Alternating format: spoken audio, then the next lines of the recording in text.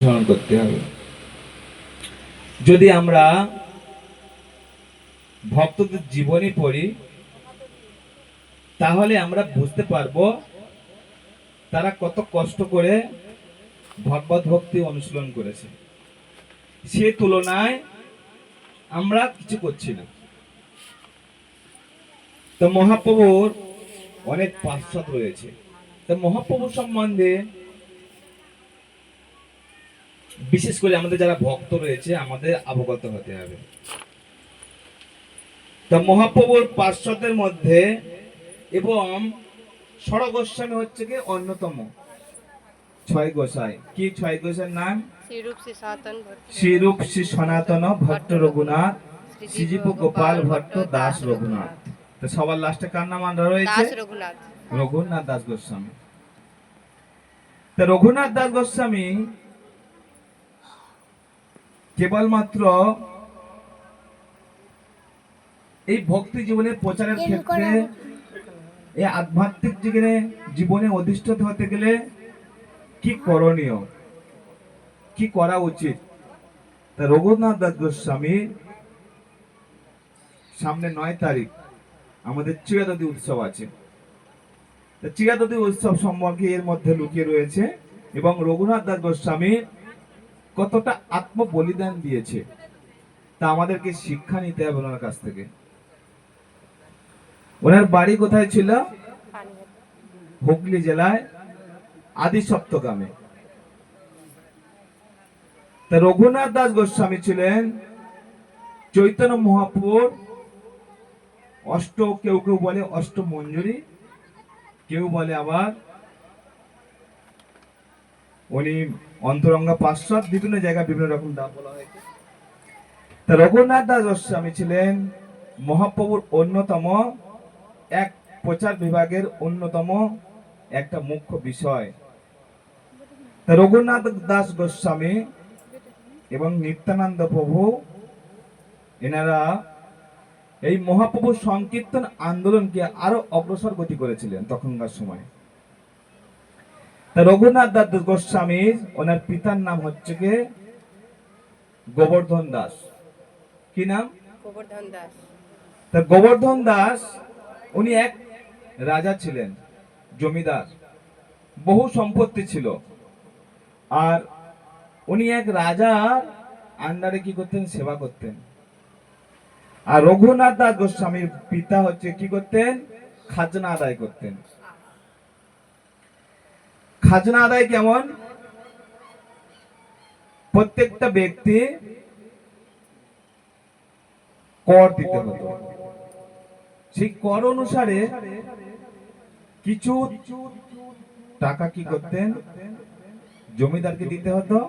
আর বেশিরভাগ সম্পত্তি, বেশিরভাগ টাকাটা 12% টাকা, 20%-এর মধ্যে 10% বা 11% রাজাকে দিতেন। আর বাকিটা সম্পূর্ণ এই গোবর্ধন দাস কি করতেন? রাখতেন।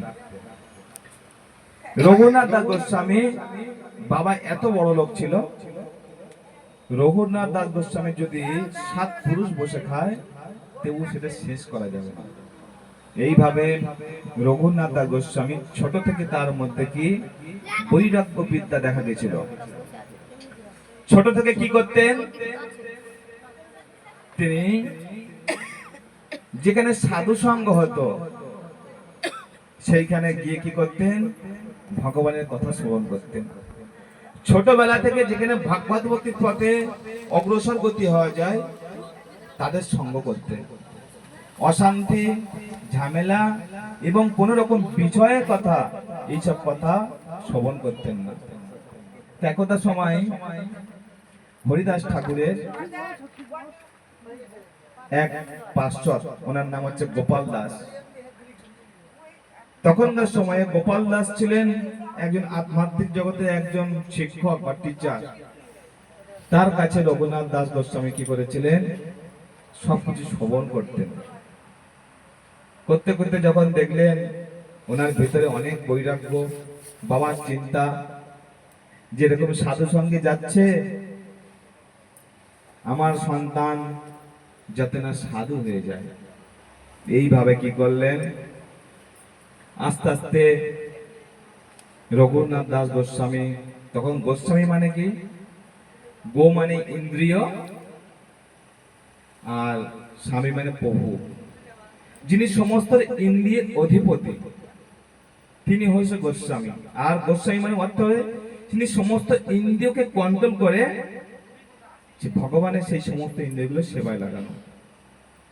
তার পরবর্তীকালে মহাপ্রভু সেই গোস্বামী পদ আখ্যা দিয়েছেন। তা রঘুনাথ দাস ছিলেন আগের নাম। এইভাবে রঘুনাথ দাস গোস্বামী কি করেছিলেন, বৈরাগ্য বিদ্যায় অনেক সর্বশ্রেষ্ঠ ছিলেন। একদা সময় চৈতন্য মহাপ্রভু যখন 24 বছর বয়সে যখন সন্ন্যাস গ্রহণ করেছিলেন, আর মহাপ্রভুর কথা শ্রবণ করেছিলেন কার মুখ থেকে, গোপাল দাসের মুখ থেকে। আর গোপাল দাস হচ্ছে কি হরিদাস ঠাকুরের হচ্ছে কি পরম অন্তরঙ্গ পার্ষদ। হরিদাস ঠাকুর ওনার পার্ষদ হচ্ছে গোপাল দাস।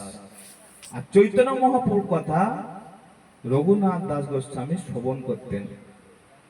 মহাপ্রভু কেমন করে, মহাপ্রভু কি এই সম্বন্ধে খুব জানতেন। অনেক দিনের ইচ্ছা ছিল যে মহাপ্রভুর সাথে সাক্ষাৎ কি করবে, দর্শন লাভ করবে।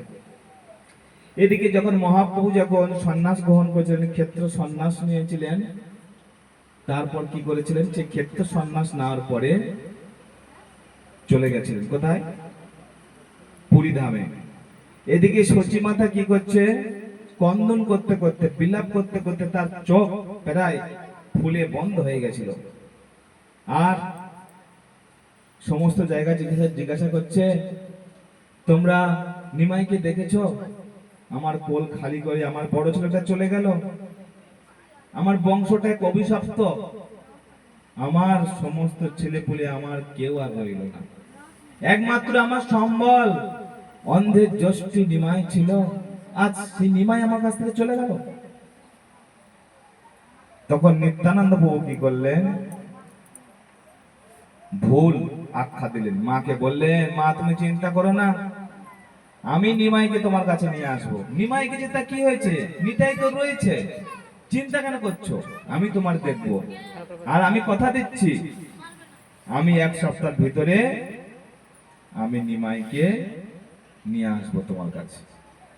এইভাবে যুক্তি করলেন নিত্যানন্দ প্রভু যে বালকগণ, যদি এই পথে কোনো সন্ন্যাসী যাবে, যদি তোমাকে রাস্তা দেখতে বলবে বা দেখাতে বলবে, তুমি বলে দিও এই রাস্তা নয়, এই রাস্তা হচ্ছে কি বৃন্দাবন। তা মহাপ্রভু প্রথম সন্ন্যাস গ্রহণ করার পর বৃন্দাবন যাচ্ছিলেন। এইভাবে যখন ভুল রাস্তা দেখালেন, কোথাকার রাস্তা দেখালেন, নবদ্বীপের রাস্তা দেখালেন।